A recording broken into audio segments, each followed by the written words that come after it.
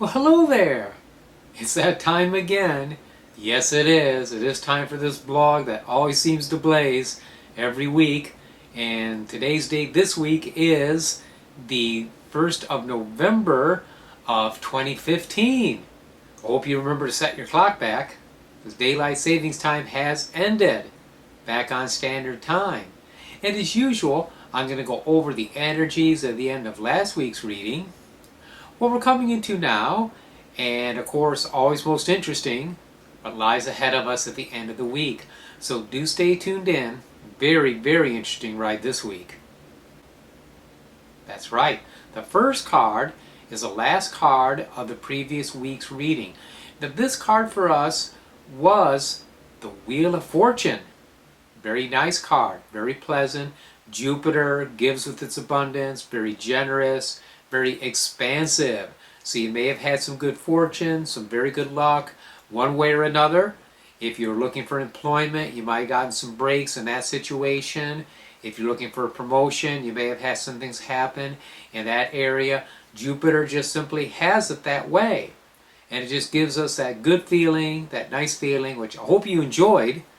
We had our Halloween this weekend, all right, and I hope you partied, had a good time, and were safe out there. The Jupiter energy was certainly fit in with all of that. And we do have some very high-powered cards coming up this week, which do require some careful explanation, as you're going to see. Yes, that's right. The card of the present, what we're coming into now, is the Hanged Man. Now, some of you may look at this and go, oh no. And I'll be honest with you, when I looked at it, I'm like, I don't know. I looked at this and the next card and I'm like, should I draw these again? But no, let's go ahead and go over this carefully. Now, the Hanged Man traditionally has been seen as a very bad card of tragedy, upheaval, terrible catastrophes, in the old books on the tarot. But it's really not so. It has not been my experience with it.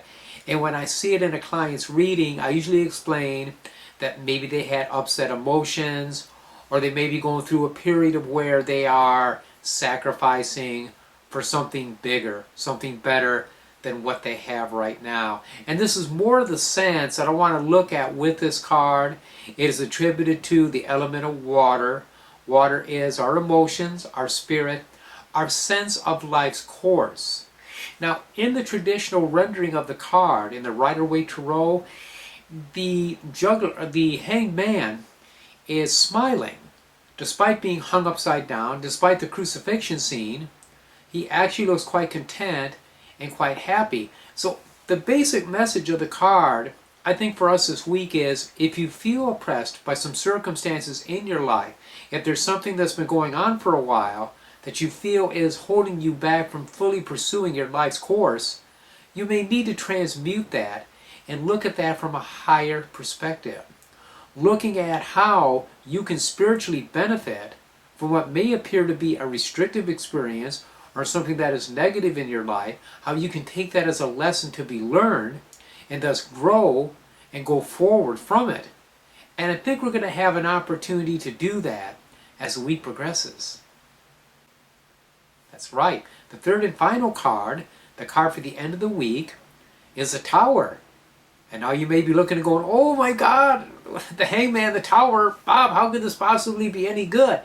Well, it can be challenging, okay, because the Hangman could be like constriction, and then the tower would be like an explosion, okay? But it doesn't have to be a disaster. It could be a breaking free. It's attributed to Mars. Just as the Hangman attributed to water can also be attributed to Neptune. Neptune could be delusion. Neptune could be illusion, being caught up in false thought patterns, okay? Being tied into feelings that are really no longer appropriate for us at this time in our lives. And Mars, the Tower, can be breaking free of that. Rupturing reality, rupturing a cage that we have put ourselves in. So this is the big message here. If you are being restricted, if you find yourself feeling oppressed, you may need to take a look at, what am I doing to cause this? Is it in my attitude? Or is it really in my outer circumstances?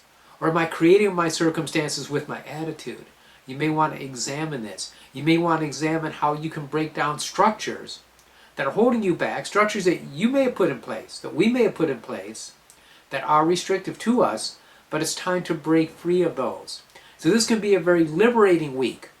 It is not going to be a disaster, trust me. I'm not here to predict disaster for all my followers and watchers of my blog. It doesn't work like that. And a lot of times what we go over in the blog is more psychological than physical manifestation. Just remember, our thoughts do manifest our reality. Energy follows thought. So do stay on the positive, stay focused on what you can do to learn from your life experiences. You'll transmute them, you'll raise the vibration, and we'll be that much better for it. Well, there you go. The blog is blazed, and you blazed with it. Thanks for watching the blog. Your support means a lot to me. Until I see you next week, many, many blessings.